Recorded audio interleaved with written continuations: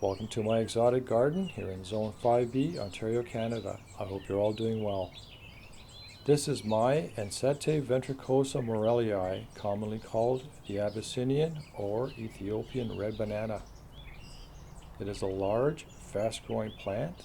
It has lovely deep red and green leaves, making it a very popular ornamental for any tropical style garden.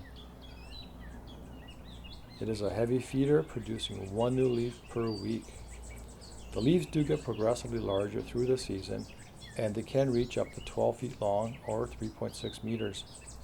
Now at maturity, the plant can reach 20 feet in height or 6 meters. Currently, here in mid-August, this plant is 12.5 feet tall and wide, and at the base the diameter is 15 inches or 38 centimeters. The red banana can be container grown, making it a great accent to any patio or pool deck. I found they grow much larger and sturdier when planted in the ground.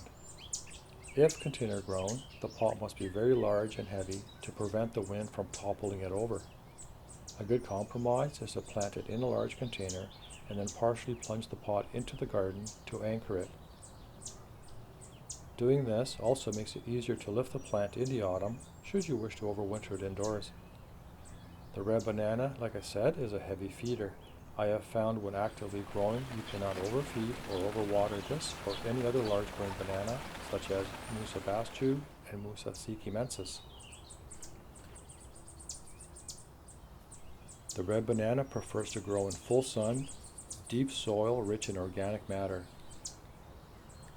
As with all of my palm trees and exotic plants which are planted in the ground and overwintered, they are planted in raised beds.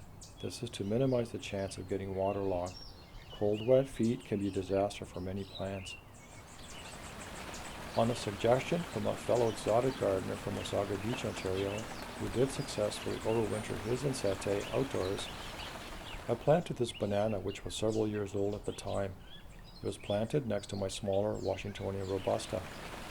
This plant is now in its second summer in the ground, having been successfully overwintered using my C9 Christmas lights method. Originally, the idea was the washi is only 5 or 6 feet tall and the red banana will tower over it, which is true, except during the winter the Ensete is cut back to fit inside a 4 foot tall, 1.2 meter cold frame. In the spring, it will carry on growing from that point. Now, the washi had other plans. It has put on a growth spurt, where each frond is now over 4 feet wide and 4 feet long. That's over 1.2 meters. And the new fronds are tearing up the banana on one side. Each new frond on the washi is getting longer, wider, and with more spines on the petioles, so the leaves of any plant nearby do not stand a chance. To my surprise, the red banana continued growing all winter long. The thermostat was set to plus 2 degrees Celsius or 35 degrees Fahrenheit, yet the top of the cold frame was being lifted up by the new leaves pushing upward. So every week or two, I would unscrew the top of the cold frame, cut back the new growth. I know what you're thinking. The sunshine had raised the internal temperature to allow for all this new growth. Well, this winter in KW, that's Kitchener-Waterloo for you non-residents, we had the darkest winter in 80 years. We received so little sunshine that we set a new record. In past years, I have grown the red banana in the ground and some in containers. And then in the fall, I would cut off all the massive leaves, dig up the pseudostem, then pot it up in a large container and store it indoors.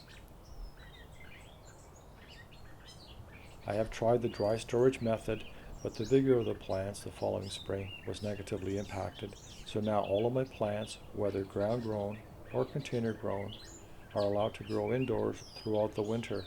Watering is reduced and feeding eliminated. If you do not have the room indoors for such a large plant, try overwintering in a frost-free location such as a garage, or if your growing zone allows, in a shed. Looking forward, I will try to cover the red banana with an 8-foot cold frame to maintain more of its height. Eventually, try to get it to flower, if all goes well. Well, that pretty much wraps up this video. If you have enjoyed this video, please give us a big thumbs up. It really helps the channel. And subscribe if you haven't already. As always, thank you so much for watching, for sharing your time. If you have any comments or questions, please leave them below. I'd love to hear from you. Until next time, happy gardening.